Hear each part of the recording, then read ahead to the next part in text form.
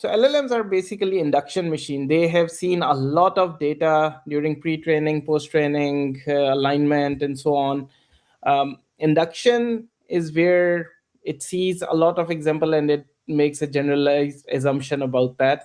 So it saw, for example, Socrates died, Plato died, Aristotle died, and it generalized it to, oh, okay, all humans die. Okay. Deduction, which large language models can do during in context learning, when we can give it some rules and then it can come up with some conclusion, it tend to do that. So but again, like, always keep in mind, the large language models are all their learning comes from the biases they have acquired during the pre-training and post-training phase. Okay, so even in context learning, those biases don't go away. And abduction, inferring the most probabilistic explanation, this is what inference time scaling tend to do. Okay.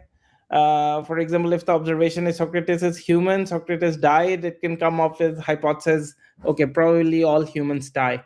So this is the best explanation based on whatever it has seen. But the fact that LLMs primarily are inductive reasoning machines, we should always keep that in mind. And expecting them to do deduction reliability, abduction reliability is can be dangerous. In large language model, we are if we compare large language models and large reasoning model, the underlying mechanism is very similar. What we expect in large language model, we are mostly looking at next tokens. In large reasoning model, we are thinking in terms of chain of thoughts. We can say that large language models are system 1, large reasoning models are system 2, because they take more time at inference. They tend to put explicit effort there. Of course, when I use the term thinking, it's not the way humans think, so please take it with a grain of salt. And we know the famous models. These slides might be a bit older, so there are newer models available now. But OpenAI made the first successful demonstration of LRM with O1 models, and then DeepSeek R1, Quen, all these models made it very famous. But what DeepSeek did, and there were, other than OpenAI O1, also there were Quen models already available before DeepSeek came into picture. But what made DeepSeek so different was some of the things that are listed here. It was first open source, full pipeline for building reasoning model.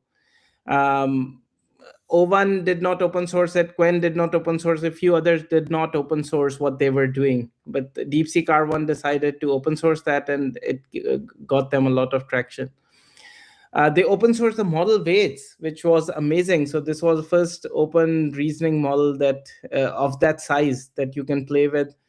They open sourced many distilled models out of it, Quen, Llama, different size models, even very small models.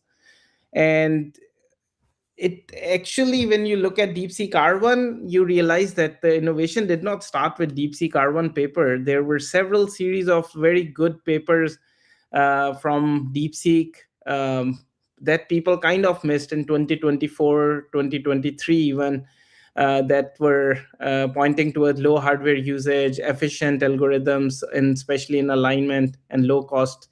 So all these innovations made DeepSeek V3 a very good chat model, which did not get a lot of attention. And then came DeepSeek R1. It got a lot of its performance gain because of what was done in V3, not what was done for R1 model. So I'll discuss briefly what R1 is doing. And I made this figure to show you all the steps that are going on and what it takes to convert a chat model into a reasoning model. So we start with DeepSeek V3, and they fine-tuned it with thousands. So please bear with me. They shared these numbers, they shared some information, but as I said, they don't share the exact data. So we cannot be 100% sure what are the exact number, what kind of data they're using. But this is the extent of the information they have shared. So at the first stage, they fine-tune the DeepSeek V3 on thousands of human curated long chain of thought examples. They have tried another model which they call DeepSeek R1 and they don't start with fine tuning for that model. And DeepSeek R1 they found the model to be good at reasoning but bad at other natural language tasks. So then they introduced the first fine tuning stage, which you can see here. The second stage is rule-based uh, reinforcement learning, which is another innovation they did called GRPO algorithm. I'll discuss that later. And in the first stage, they use rule-based rewards. Rule-based rewards, for example, if the syntax is not correct, if the answer, because they were doing math and code, they can match the answers. If the answer is not matching, they give it a bad reward. If the answers are matching, format is correct, they give it a good reward. So they used around 144K math and code examples here to train the model. So here the model become very, very strong in reasoning, but it loses some of its general capabilities, which are natural language capabilities in question answering and summarization and translation, this kind of task. So here they again, first of all, they distill the model. They have around 600K very good quality reasoning traces, and they added 200K new non-reasoning examples. And here they use two rewards in the next RL stage. They again do GRPO. Here they do rule-based for math and code and reward model for non-reasoning tasks, natural language tasks. And this gives us the DeepSeek R1 that we have now. And these traces that they got from their reasoning model, they also distilled it into Quen of different sizes and Llama model of different sizes. And they also released this distilled R1 models. Later, after DeepSeek R1 paper, this is another interesting paper that came along. There are many more that we can talk about, but this is a very easy to understand paper where they curated a small data set. They first created 50 or 60,000 data, and they selected like the best 1,000 question answer pair, and they did a little bit of fine tuning, and they converted a model um, into a good test time scaling model or reasoning model. Okay, so the message of this paper basically is that quality is a lot more important than quantity.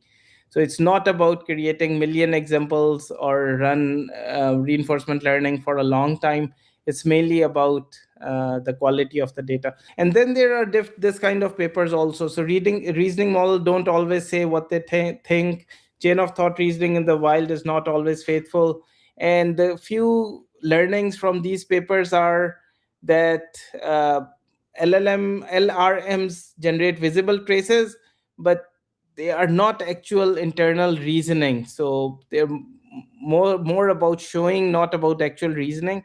And even though the accuracy of final answer keeps increasing if we give longer chain of thought or longer time for inference, it does not mean that the reasoning quality becomes better. Okay. Models can reach the correct answer more often when we give longer time, but the traces can still be incorrect or misleading. DeepSeek R1 got a lot of hype because it was the first model to publish details of how reasoning pipeline works or how you can build your own reasoning pipeline. We know for a fact that some of the even big players in the industry started making war rooms to replicate what the DeepSeek R1 has done. So it was a big thing. It still is. One thing that the message here is that algorithmic innovations always win over brute force approach, and that's what people missed before the R1 paper was published. There were series of papers before. For example, even the DeepSeek math paper was published in April 2024, but did not get a lot of traction. So there are very cool algorithmic innovations going on, along with the brute force approach that we can see clearly winning in the short while. Okay.